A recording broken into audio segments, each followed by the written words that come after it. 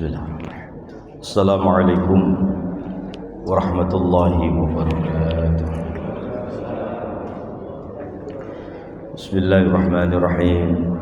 Subhanakallahumma rabbana la ilma lana illa ma 'allamtana innaka antal alimul hakim wa tub 'alaina innaka antat tawwabur rahim wa taqabbal minna innaka antas samiul alim. وعلمنا من لدنك علما نافعا يا ذا الجلال والإكرام اللهم افتح لنا علمتك وانصر علينا رحمتك يا ذا الجلال والإكرام والحمد لله رب العالمين. بسم الله الرحمن الرحيم. الحمد لله رب العالمين والصلاة والسلام على أشرف الأنبياء والمرسلين وعلى آله وصحبه أجمعين ما بعد. قال الله تعالى في كتابه الكريم أعوذ بالله من الشيطان الرجيم بسم الله الرحمن الرحيم يا أيها الذين آمنوا قوا أنفسكم وأهلكم نارا وقودها الناس والحجارة عليها ملائكة غلاظ شداد لا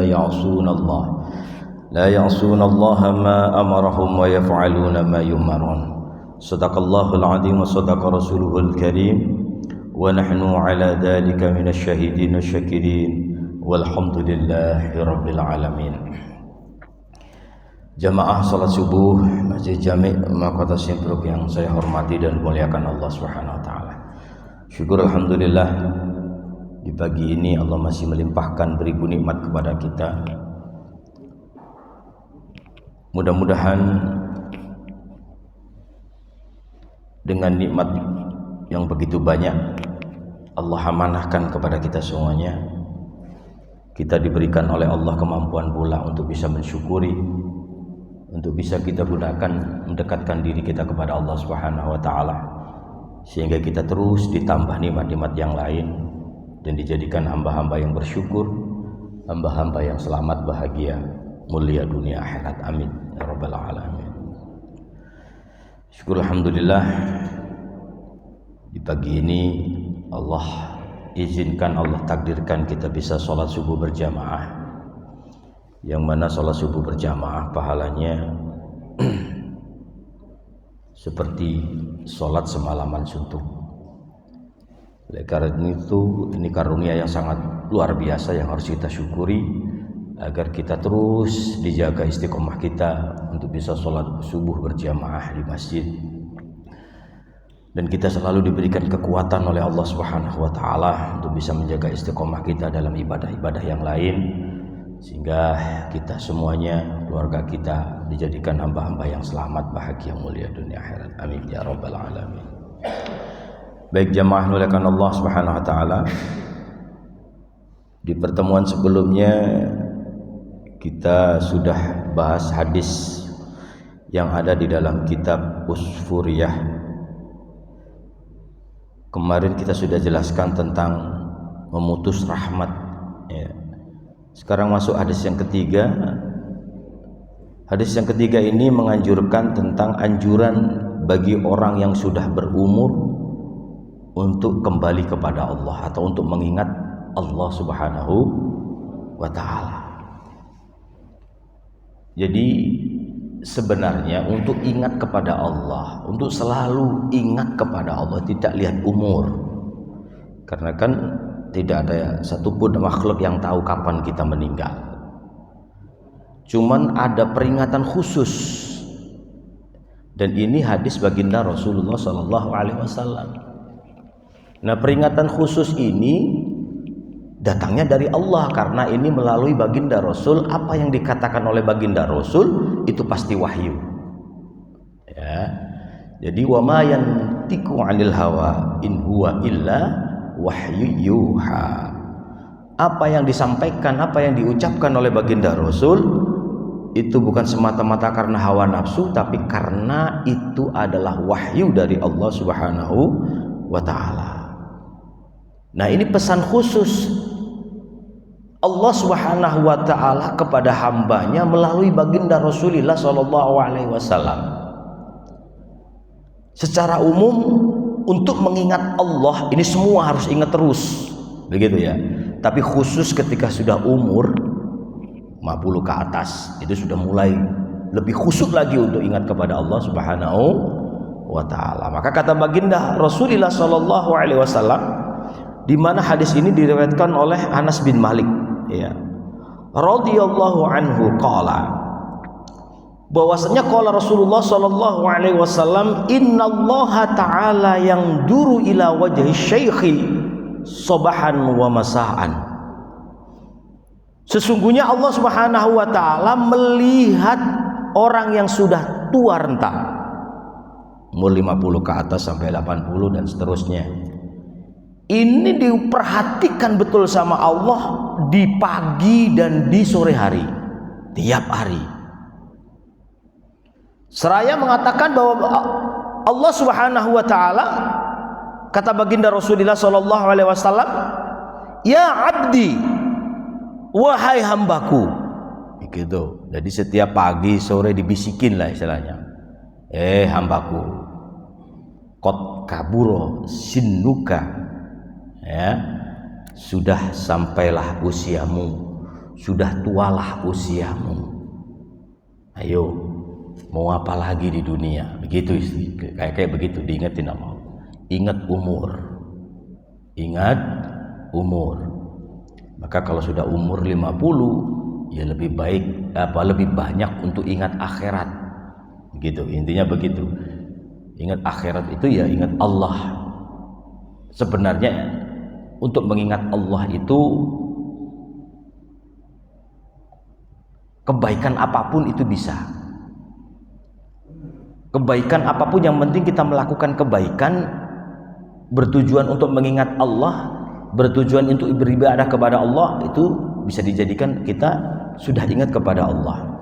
Jadi ingat itu tidak hanya sholat, tidak hanya baca Quran, tidak hanya zikir, berbuat kebaikan apapun, tapi kalau kita sadar bahwa kebaikan itu dilakukan untuk Allah demi meraih ridho dan rahmat Allah, itu sudah termasuk ingat.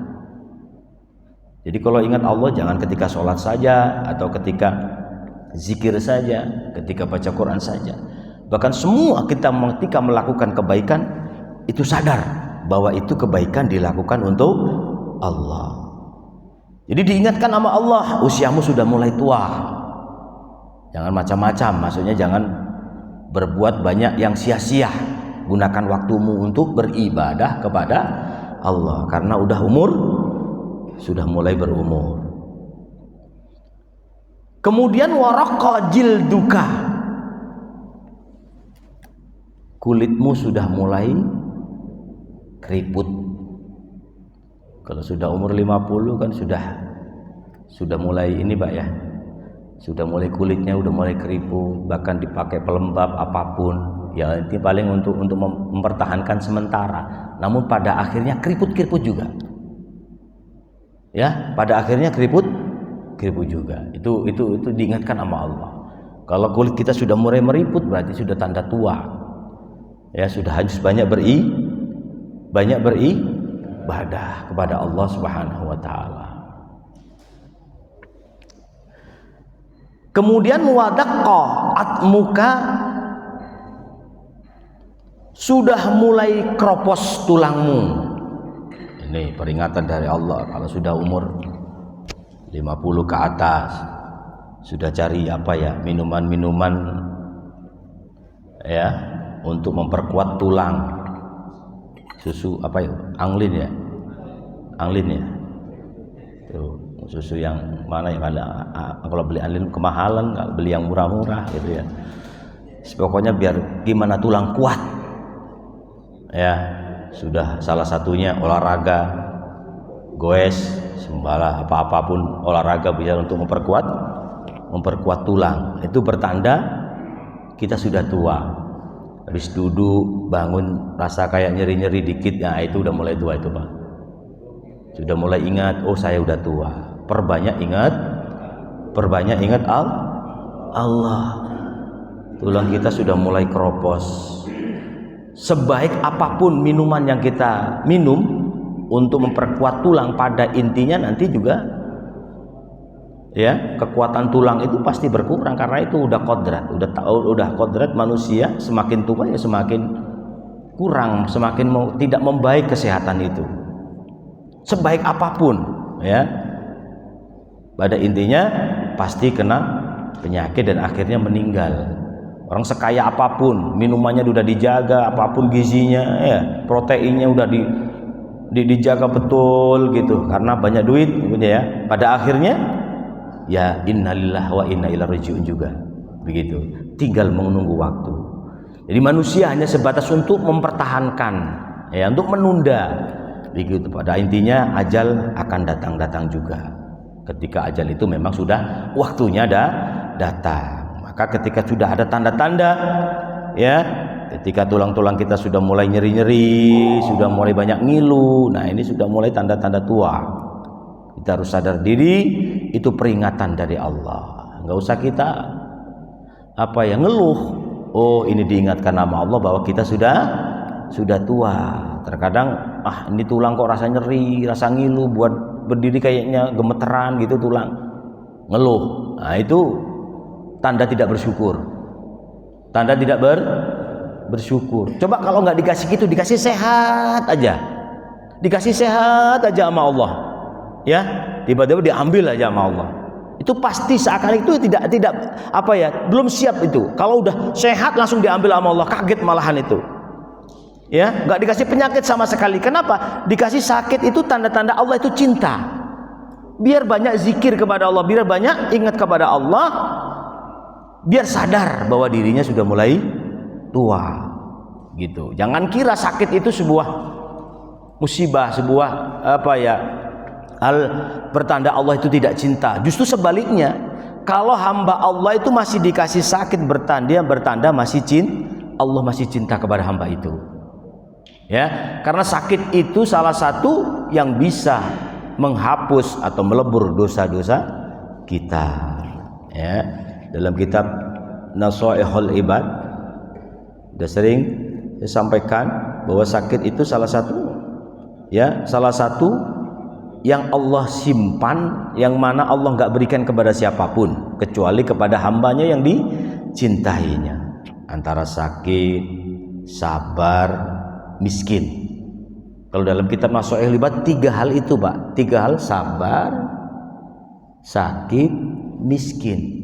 3 itu Allah simpan nih, dan hanya diberikan kepada hamba yang dicintainya aja. Pada umumnya orang itu tidak mau diberikan ini. Pada umumnya manusia itu nggak mau diberikan 3-tiganya ini. Ya, nggak mau kan diberikan miskin. Pada orang kan mintanya kaya raya, ya. Kalau diberikan miskin, nggak ada yang berani minta miskin. Padahal Allah simpan itu, kecuali kepada hamba yang dicintai aja. Kemudian sakit, orang nggak pernah minta sakit, mintanya sehat wal afiat. Siapa mau minta sakit? Nggak ada kayak. Tapi ketika Allah berikan sakit, yang senang, ternyata Allah masih cinta kepadaku, yang ikhlas, yang sabar. Ketika Allah berikan, walaupun kita mintanya sehat terus, tapi ketika Allah berikan sakit, ya udah sadar bahwa itu peringatan dari Allah. Oh, Allah masih cinta kepadaku, gitu, ya. Kemudian sabar. Rata-rata orang kan nggak mau sabar, maka dalam Al-Quran itu perintahnya khusus untuk sabar, ya. Watawasau bil haqqi watawasau bis sabr. Jadi itu perintah sabar ini perintah khusus. Sebenarnya kalau sabar ini sebuah kebaikan, kenapa nggak masuk dalam watawasau bil haqqi aja? Ini kan kebenaran, saling mengingatkan dalam hal kebenaran. Kenapa ditambah watawasau bis sabr lagi? Kalimatnya seperti itu dalam Al-Qur'an, ya. Karena apa? Sabar ini khusus. Karena orang banyak yang tidak mau sabar, maka diingatkan kembali. Wasta'inu bis sabri Kenapa enggak wasta'inu bis shalah saja? Pokok pakai sabar dan sholat, ya. Jadikanlah sabar dan sholatmu sebagai penolongmu. Tuh, orang kalau mau sabar pasti ditolong sama Allah. Dan sholat pasti insya Allah. Dengan sholat itu mengingat Allah, pasti insya Allah segala urusan kita diberikan kemudahan, segala masalah kita diberikan solusi sama Allah Subhanahu wa ta'ala. Karena itu sudah janji Allah di dalam sholat.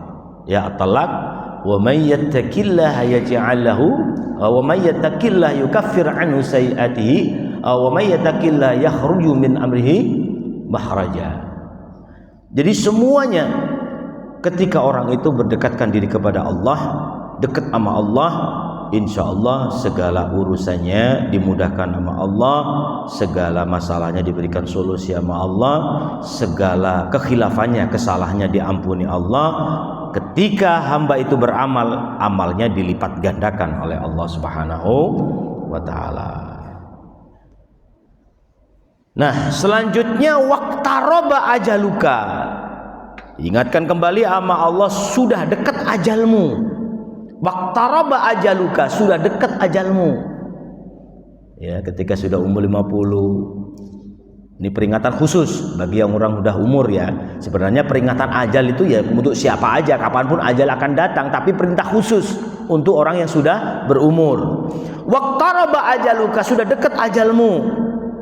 Ingat, perbanyak amal, perbanyak bekal untuk menghadap Allah Subhanahu wa ta'ala. Wahana, ya, wahana kudumuka ilayya, sudah saatnya, ya, sudah saatnya engkau kembali kepadaku, kata Allah. Sudah saatnya engkau kembali kepadaku. Tunggu aja, tunggu. Ya, harus siap gitu. Makanya udah umur segitu harus kapanpun harus sudah siap. Jangan banyak macam-macam, kurangi perbuatan-perbuatan yang sia-sia, perbanyak amal, perbanyak zikir. Karena suatu saat kapanpun kalau sudah umur 50 ke atas, bahkan 60 ke atas ya, apalagi udah 70 ke atas, ya, tinggal perbanyak zikir, perbanyak ibadah. Takutnya ketika kita melakukan perbuatan buruk, Allah cabut, nanti jadi su'ul khotimah, nauzubillah. Begitu ya, itu peringatan. Sudah saatnya, itu sudah saatnya. Berarti kan kalau udah saatnya ya deket-deket lah, nggak jauh lah. Maka baginda Rasul bersabda, umur-umur umatnya itu baina sab'in wa sittin, baina sittin wa sab'in, antara 60 sampai 70 gitu. Itu nggak jauh dari itulah. Nah, ini salah satu hubungannya, maka diingatkan, udah dekat, udah saatnya engkau kembali kepada Allah Subhanahu wa ta'ala, Sang Maha Pengasih dan Maha Penyayang. Kemudian dilanjut, fastahi minni, maka malulah, ya, gitu. Maka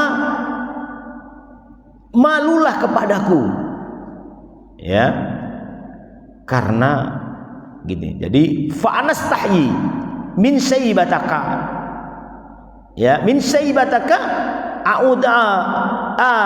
u'adzibaka finnar.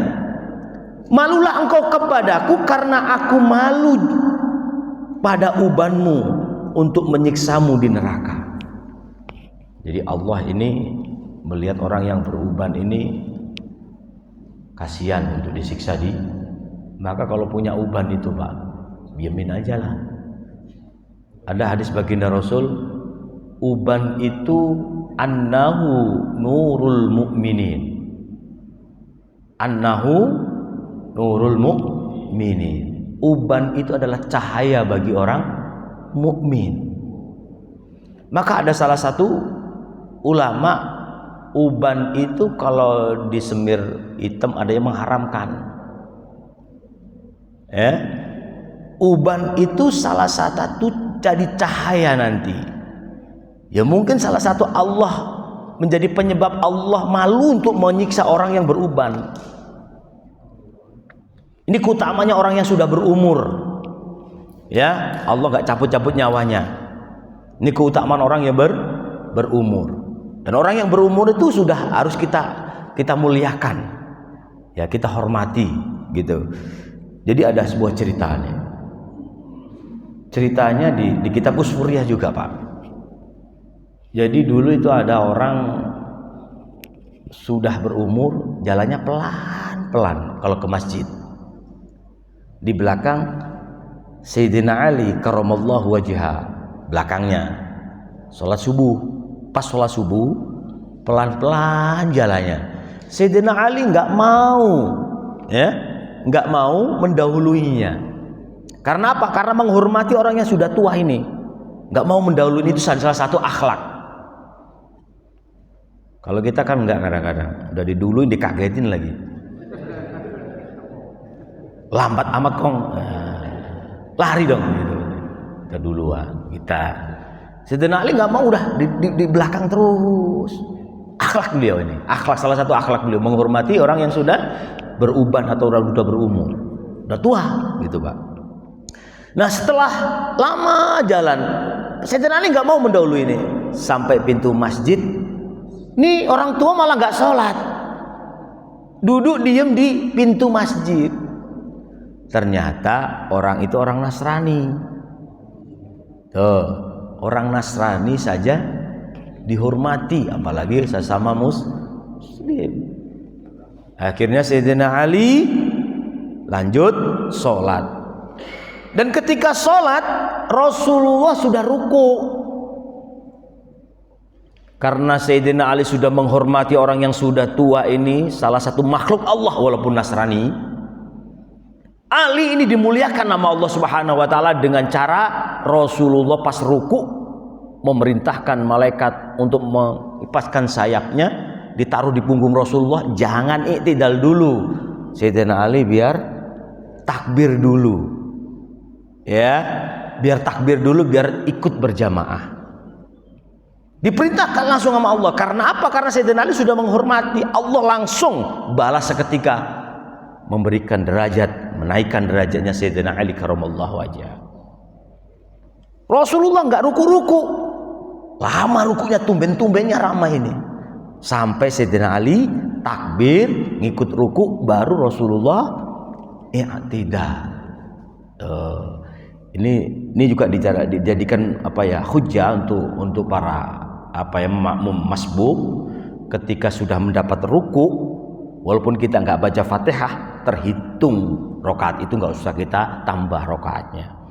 Allahu Akbar, imam ruku, nah kita langsung Allahu Akbar, udah nggak usah baca Fatihah, langsung aja ikut ruku, ya, daripada nanti ketinggalan i'tidal kita baru ruku, bahkan ketinggal 2 gerakan bisa batal, bisa keluar, bukan batal tapi bisa tidak terhitung jamaah tuh.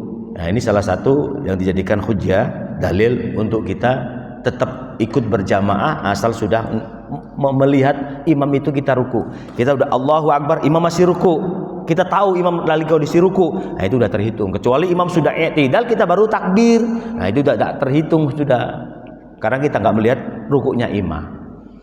Nah singkat cerita itu ditahan nama malaikat ya, Rasulullah ditahan dulu sampai lama, kemudian Ali sudah takbir, ngikut ruku, baru i'tidal.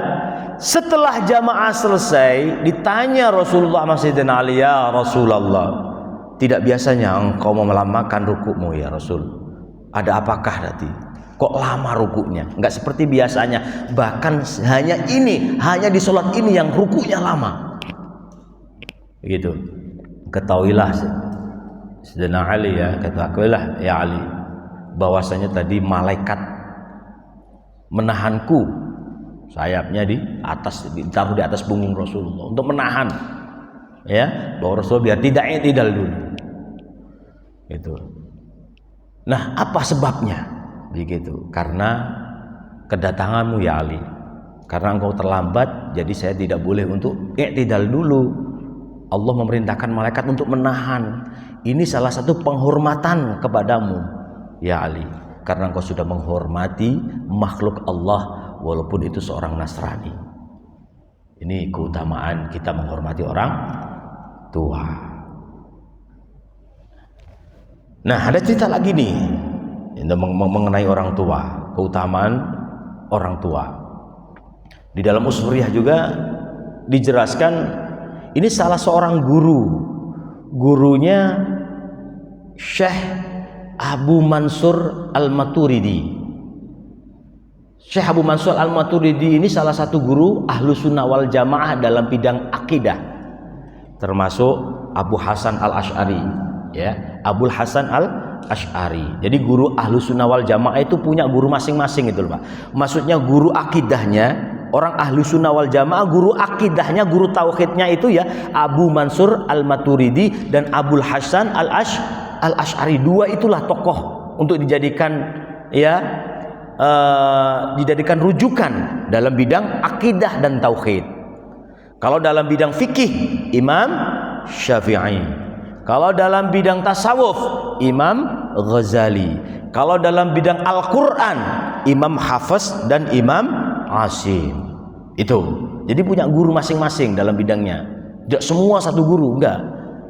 Guru tauhidnya, rujukan tauhidnya ahli sunnah wal jamaah Syekh Mansur al-Maturidi, Abu Hasan al-Ash'ari.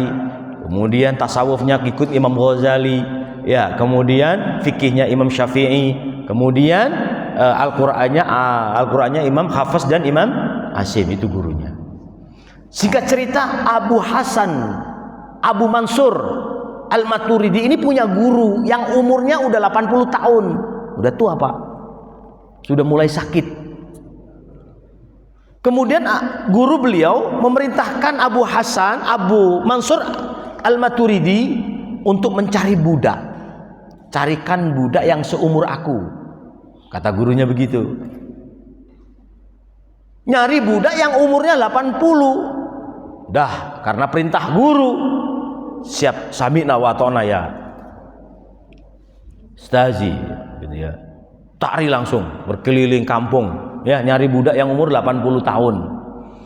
Kata orang kampung, ya Syekh Abu Mansur al-Maturidi, kamu cari kemanapun itu kayaknya nggak ada budak yang umur 80 tahun baru merdeka, itu nggak ada. Susah, nggak ada. Bahkan di kampung ini udah nggak ada, Pak. Begitu kata-kata orang-orang masyarakat situ. Akhirnya dengan penuh penyesalan, udah capek nyari kemana-mana nggak ada, kembalilah disampaikan oleh seorang gurunya itu, ya Staji, bahwa budak yang umur 80 tahun yang belum merdeka tidak ada.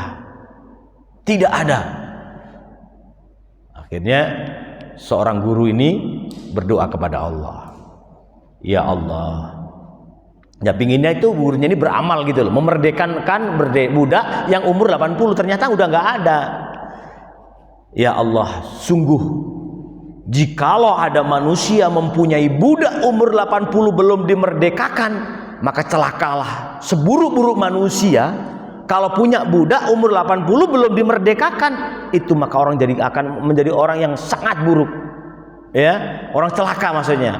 Benar-benar pelit banget, benar nggak memiliki peri kemanusiaan karena udah 80 masih dijadikan budak. Ya, begitu. Maka ya Allah, kata gurunya ini, ya Allah, hamba ini sudah umur 80. Maka apakah engkau tidak malu untuk menyiksaku?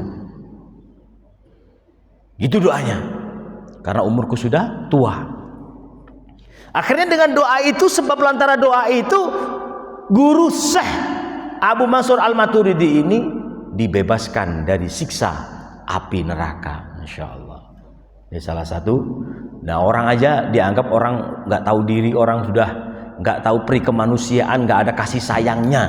Ketika punya budak umur 80 belum dimerdekakan, ini orang ini jadi orang yang nggak punya kasih sayang, orang yang nggak punya peri kemanusiaan. Udah tua masih diperbudak, gitu loh intinya. Nah, bagaimana dengan engkau ya Allah? Saya udah tua renta. Tolong bebaskanlah saya dari api neraka. Dengan sebab itu Allah betul kabulkan, bebas dari api. Maka yang umur-umur yang udah 70, 80 ini masih ada umur 80 di sini. Paling 70 ada ya? Ada yang 70. Ya, sering-sering doa itu. Itu ijazah dari gurunya Abu Mansur al-Maturidi. Orangnya sudah banyak uban. Gunakan kesempatan uban itu. Ya, gitu. Bahkan uban memang kalau menurut sebagian banyak ulama itu nggak boleh kita semir, boleh selain hitam gitu. Tapi kalau disemir hitam ada yang memperbolehkan, tapi sedikit itu. Ada yang memperbolehkan, ya, ada yang memperbolehkan, tapi itu pendapatnya sudah agak gharib, asing ya, dikit yang memperbolehkan. Kalau mau semir ya warna yang lain. Tapi kalau kita pasang mau hitam biar kelihatan mudah lagi, ya silakan, nggak apa-apa. Maksudnya mengikuti mazhab yang memperbolehkan. Tapi kalau kita syukurin, Uban itu ya memang tanda-tanda cara Allah mengingatkan hambanya, ya itu. Tapi ini uban secara inilah ya, karena sekarang banyak ya Pak. Saya itu punya murid kelas 6 SD, ubannya udah banyak. Nah, kelas 6 SD kok ubannya udah banyak, ini berarti ada hormon yang berlebihan nih. Ya, banyak. Umur masih SD kelas 6 banyak ubannya Pak. Nah ini nanti gimana kalau SMP, kalau SMA udah semua kayaknya putih kayaknya. Ya alam, saya udah nggak pernah ketemu itu murid saya. Setelah lulus udah, tapi setelah SD itu udah banyak ubannya, insyaallah. Nah itu salah satu keutamaan kita diperpanjangkan umur oleh Allah Subhanahu wa taala sampai sudah tua renta, sudah banyak uban. Perbanyak ingat Allah, karena itulah seharusnya kita manusia ya pasti ada akhirnya. Nggak mungkin kita hidup selama-lamanya. Nggak ada makhluk satupun yang mengalami hidup kekal, nggak ada. Pasti ya suatu saat akan merasakan yang namanya kematian. Khusus bagi umur 50 ke atas, bahkan yang udah 70, perbanyak ingat kepada Allah. Hilangkan sifat-sifat yang tidak diridhoi oleh Allah. Sifat kebencian, sifat dengki, sifat iri, semua harus kita usir, kita hilangkan. Karena sudah dekat nih ajalnya, sudah nggak bisa kita terus-terusan untuk berbuat buruk, untuk berbuat maksiat kepada Allah. Ada rasa benci, ada iri, ada dengki, dendam, sudah buang jauh-jauh Pak. Kalau sudah berumur, sebenarnya nggak harus sudah berumur. Ya, saat ini pun kalau masih muda harus kita hilangkan. Cuman khusus ketika berumur, mau nggak mau harus. Nggak ada tawaran-tawaran, pokoknya langsung kita siapkan kematian untuk menghadap Allah Subhanahu wa taala. Itu yang seharusnya kita lakukan ketika kita sudah diberikan umur panjang, sudah mulai tua, sudah mulai tumbuh uban, sudah mulai rasa sakit dalam tubuh kita, baik tulang kita, kulit sudah meriput, ya, tulang kita sudah mulai keropos. Nah, itu sudah peringatan dari Allah. Itu peringatan dari Allah Subhanahu wa taala agar terus mengingat ajalnya, mengingat kematian, untuk selalu beribadah kepada Allah Subhanahu wa taala. Mudah-mudahan kita semuanya, khususnya yang hadir, diberikan kematian oleh Allah dengan keadaan yang husnul khotimah. Amin amin ya rabbal alamin. Baik, sampai sini satu hadis saja. Mungkin ada pertanyaan di luar tema ya, silakan. Yang mungkin ada pertanyaan. Baik, silakan yang mau bertanya Pak. Baik. Assalamualaikum warahmatullahi wabarakatuh. Waalaikumsalam warahmatullahi. Jadi di mukadimah Ustaz sudah membaca salah satu ayat alif. Ya, betul. Nah ini khususnya bapak-bapak kaum laki-laki. Siap. Ini selalu senantiasa menjaga keluarganya tetap. Betul. Istri ataupun anaknya untuk menjaga Allah. Ya, betul. Yang jadi pertanyaan, batasan mana aurat untuk laki-laki? Yang selama ini selalu memberitahu kepada anak ataupun istrinya untuk selalu menjaga Allah. Ya, betul. Yang kedua, bagaimana hukumnya kalau waktu sholat, terutama beberapa waktu yang lalu, zuhur ini kan 11.45. Ya. Kan maju ya. Ya, betul.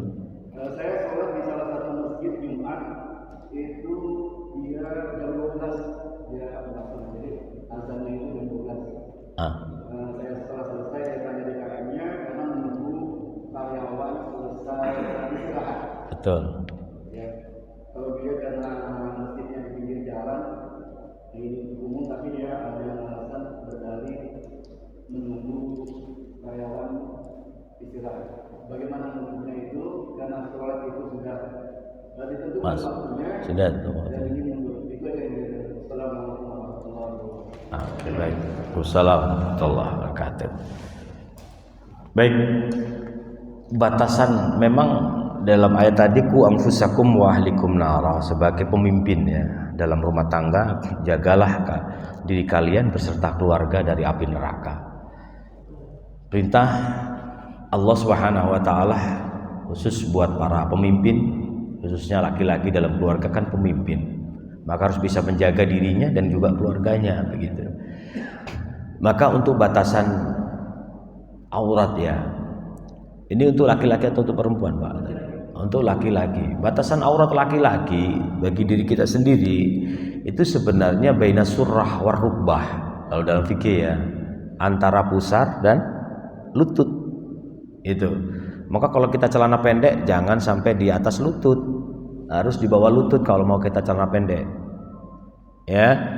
Banyak ketika pakai celana pendek di atas lutut, kita keluar rumah memang mungkin tidak ada yang melihat, walaupun kita nggak ada yang melihat, tapi kan itu perintah Allah. Jangan karena nggak ada yang melihat, tapi ini kita lakukan karena Allah. Kalau perintah karena Allah, tutup aurat ya dimanapun, walaupun di ruang kosong di kamar pun tutup aurat gitu. Kalau bisa ditutup auratnya. Kadang-kadang kan kita mentang-mentang mau tidur ya, mentang-mentang mau tidur celananya pendek sampai di atas lutut, itu kan sudah buka aurat. Jangan harap malaikat mau menjaga ketika tidur kalau kita tidurnya buka aurat, walaupun tidak ada yang melihat, dan yang melihat mungkin keluarga kita sendiri aja. Jadi kita menutup aurat itu bukan karena ada yang melihat, tapi karena Allah Subhanahu wa taala itu perintah. Begitu.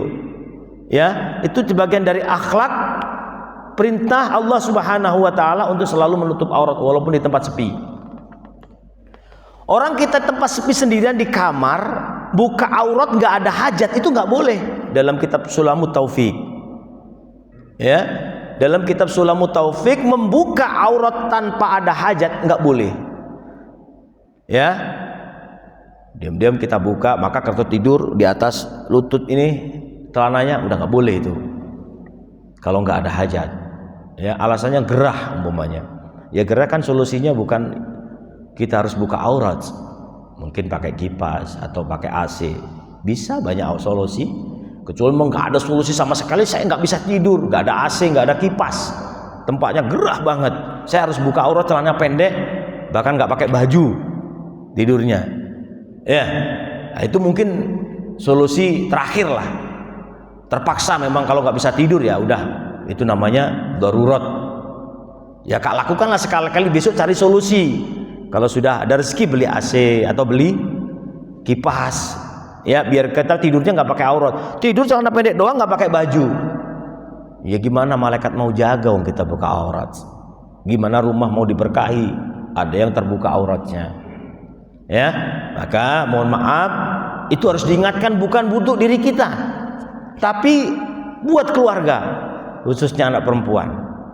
Nah perempuan kan kadang mentang-mentang mau tidur di atas lutut, masya Allah. Ya minimal lutut itu ditutup. Ya kita pakai kaos lah. Ya walaupun nggak pakai hijab ketika tidur ya nggak apa-apa. Malah ada yang tidurnya itu pun pakai hijab Pak, karena nggak mau buka aurat. Gini Pak, kalau dalam keluarga ini ada yang terbuka auratnya, itu ada dalam salah satu kitab dijelaskan susahnya malaikat untuk memberikan rahmat, membagi rezeki dalam rumah itu. Ya maka itu salah satu penyebab ketika di dalam rumah ada yang buka aurat, walaupun nggak ada orang lain, malaikat ini segan mau masuk. Wah ada yang buka aurat, sehingga mau membagi-bagi rezeki, mau membagi rahmat ya dari Allah. Ini balik lagi karena ada yang buka aurat. Ya jadi batasan laki-laki baina surrah warubah dalam fikih ya. Dalam fikihnya itu baina surah warubah. Jadi lutut sampai pusar. Sebenarnya sholat nutupin itu aja udah sah, tapi kan nggak sopan. Kita pakai celana pendek di bawah lutut, pusar kita udah ketutup, sholat sah, auratnya udah tertutup, tapi kan nggak sopan, masa sini terbuka. Begitu, itu menghadap Allah, menghadap presiden, menghadap menteri, menghadap apa ya, pejabat aja rapi banget, menghadap Allah kok asal-asalan. Kan secara logika, secara akal itu nggak masuk. Ya, itu pasti orang nggak waras begitu. Masa menghadap Allah kok asal-asalannya pakaiannya? Jadi khudu zinatakum inda kulli masjid. Ambillah pakaian yang terbaik ketika menghadap Allah. Ketika memasuki masjid, karena masjid adalah rumah Allah. Ketika masuk yang kita hadapi ya Allah, gitu. Jadi pakai yang terbaik, gitu. Dalam Al-Qur'annya kan seperti itu. Baik, itu kemudian yang kedua itu ada di apa, Pak? Waktu sholat. Ya maaf. Waktu sholat itu memang sudah ditentukan jam-jamnya ya. Sebenarnya pemerintah ini menentukan pun kurang tepat, Pak. Kalau saya buktikan itu kurang tepat. Mungkin sebenarnya sudah masuk 10 menit. Ini sudah sering saya sampaikan. 10 menit ini sudah masuk, bahkan 15 menit sudah masuk. Yang sering ini zuhur asar. Zuhur asar ini umpamanya zuhurnya jam 12.45. Jam 11.49 umpamanya, atau 50 lah kita taruh begitu ya. Ternyata jam 11.45 sudah lewat dikit bayang-bayangnya. Itu kan udah masuk zuhur. Asar jam 3 umpamanya. Jam 3 kurang 1/4 kita taruh bara, kita taruh benda, ternyata bayangnya lebih daripada benda. Itu udah masuk asar sebenarnya. Ya, sebenarnya kalau kita ngikuti waktu afdol memang agak susah. Pemerintah melebihkan sedikit, itu memang waktunya. Tapi kalau maghrib, isya, subuh ini susah kita tentukan, karena kita harus langsung melihat matahari, ya. Tapi kalau siang masih bisa karena ada matahari. Patokannya itu matahari, bisa melihat bayang-bayang, ya. Nah, kemudian gimana hukumnya kalau sholatnya udah melebihi waktu? Ya tetap masih sah. Ya, namun pertanyaannya, kita sudah masuk ke waktu afdol, waktu utama apa enggak, begitu Pak pertanyaannya. Ya, maka waktu itu kan ada waktu afdol, ada waktu jawas, ada waktu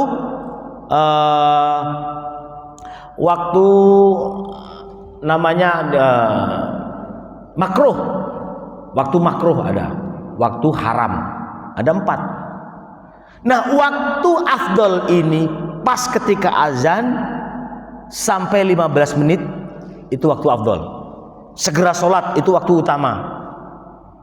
Kalau kita di luar itu berarti nggak masuk waktu utama. Nah, zuhur 11.50 baru diazani jam 12, berarti udah hilang waktu afdolnya sebenarnya. Ya, waktu afdolnya sudah hilang. Tapi hukumnya sah. Kenapa kok ditelatin? Mungkin alasannya agar jamaah lebih kumpul lagi biar pada istirahat. Kalau jam 12 kurang pada belum istirahat, nanti yang dengerin khutbah siapa? Nah, dengan berbagai pertimbangan, karena ketika menunda waktu sedikit tapi keutamanya lebih banyak, khutbahnya banyak yang mendengarkan daripada azannya nanti di pas waktunya, orang belum istirahat, sehingga nanti ketika khutbah sudah mulai hanya beberapa orang. Ya, bahkan ketika khutbah mulai ini seharusnya ada orang itu minimal 40 Pak yang mendengarkan khutbah ini. Nah, kalau belum ada 40 gimana? Nah, itu masih dipertanyakan itu. Kan ada di berbagai kantoran yang utama ya. Kantoran itu kalau sudah qomat baru pada datang. Ini yang saya lihat. Tapi ada yang disiplin banget. Kantor-kantor tertentu. Di salah satu, masya Allah nih, di salah satu kantor yang saya pernah, di pajak bagus, di perhubungan yang masjid-masjid itu ramai udah. Begitu khotib naik udah banyak penuh. Di BPN penuh juga. Nah, kalau maaf di salah satu kantor di dekat Ragunan itu, saya nggak usah sebutkan kantornya, ini kantor juga. Saya begitu mulai khotib hanya bertiga berempat. Ntar kalau sudah mau qomat baru pada duyun-duyun datang. Nah, ini gimana hukumnya ini? Begitu. Ya, pokoknya tidak meninggal Jumatan, itu aja hukumnya, gitu. Ya, nggak usah dipersusah, gimana lagi? Nah, itulah seharusnya DKM, tugas DKM. Gimana? Ya, maka DKM memberikan solusi, ya udah kita perlambat aja lah. daripada kita utamakan waktu nanti nggak pada datang, ya udah kita nunggu istirahat jam 12. Mungkin salah satu itu alasannya. Kita mengundur waktu, masuk waktu Jawas, nggak masuk waktu utama, tapi demi kebaikan kita bersama, demi kesempurnaan sholat, maka nggak apa-apa itu hukumnya. Wong nggak di luar waktu kok, masih dalam waktunya, ya, dalam waktu Jawas. Waktu Jawas itu setelah 15 menit baru terus sampai waktu habis kurang 20 menit. Itu waktu Jawas. Kemudian waktu makruh kurang 20 menit, 15 menit habis baru sholat. Nah, itu makruh. Bahaya ini. Waktu ya, biasanya asar. Oh, biasanya sholat asar. Maghrib jam 6, sholat asar jam 5.45, jam 5.40, kurang 20 menit lagi sudah maghrib. Nah, itu makruh waktunya. Waktu haram kalau sudah lewat waktunya baru haram. Maksudnya dia dosa, tapi tetap sholat. Qadha namanya. Dia kena dosa kalau disengaja. Jadi begitu Pak. Berbagai alasan mungkin, ya, karena melihat kondisi dan situasinya tidak memungkinkan kita utamakan pas waktunya, maka mungkin DKM punya solusi agar sempurna sholat kita, agar ketika khutbah mulai jamaah sudah banyak, maka solusinya diundur waktunya, menunggu istirahat. Salah satu itu. Nggak apa-apa, hukumnya mah sah sholatnya. Tapi kalau lebih utama mana? Ya lebih utama tepat waktu, gitu. Jadi kalau ditanya sah nggak? Sah. Tapi kalau sempurna, ya kurang sempurna, nggak tepat waktu. Begitu kalau ditanya kesempurnaannya, kurang sempurna karena nggak tepat waktu. Tapi kalau pertanyaannya sah nggak? Sah, wong dalam waktunya masihan. Ya, dia tidak di luar waktunya, masih dalam waktu Jawas, waktu masih diperbolehkan melakukan sholat. Begitu. Begitu Pak. Baik, ada lagi? Kalau nggak ada kita tutup. Baik, kita tutup. Mudah-mudahan pertemuan ini mendapat ridha Allah dan mendapat ilmu yang bermanfaat dunia akhirat. Al-Fatihah. A'udzu billahi minasyaitonir rajim. Bismillahirrahmanirrahim. Alhamdulillahirabbil alamin arrahmanir rahim maliki yaumiddin. Iyyaka na'budu wa iyyaka nasta'in. Ihdinas siratal mustaqim. Shiratal ladzina an'amta 'alaihim ghairil maghdubi 'alaihim waladdallin. Ighfir li wa li walidayya wa lil mu'minin. Amin. Sallallahu alaihi wa sallam. Bismillahirrahmanirrahim. Sallallahu alaihi wa barik ala sayyidina Muhammad wa ala ali sayyidina Muhammad. Alhamdulillah rabbil alamin. Hamdan syakirin wa na'am yawfin wa yukafi'u mazida ya rabbana wa lakal hamdu wa lakal syukru kama yanbaghi li jalali wajhikal karim wa 'azimi sultanik. Allahumma shalli wa sallim wa barik ala sayyidina Muhammadin salatan tuwasi'u biha lana al-arzaq wa tuhsinu biha lana wa ala alihi wa sahbihi wasallam. Allahumma zidna ilman nafi'a wa rizqan halalan tayyiban wasi'an bi rahmatika ya arhamar rahimin. Allahumma rizqna al-istiqamah husnal khatimah wa ja'al akhir kalamina min ad-dunya 'inda da'i ajalina qawla la ilaha illallah Muhammadur Rasulullah sallallahu alaihi wasallam. Rabbana atina fid dunya hasanah wa fil akhirati hasanah wa qina adzabannar. Jazallahu 'anna sayyidina Muhammadan sallallahu alaihi wasallam wa ahlihi. Subhana rabbika rabbil izzati amma yasifun wa salamun alal mursalin. Alhamdulillahi rabbil alamin. Kurang lebihnya mohon maaf. Billahi taufiq wal hidayah wa ridha wal inayah. Assalamualaikum warahmatullahi wabarakatuh.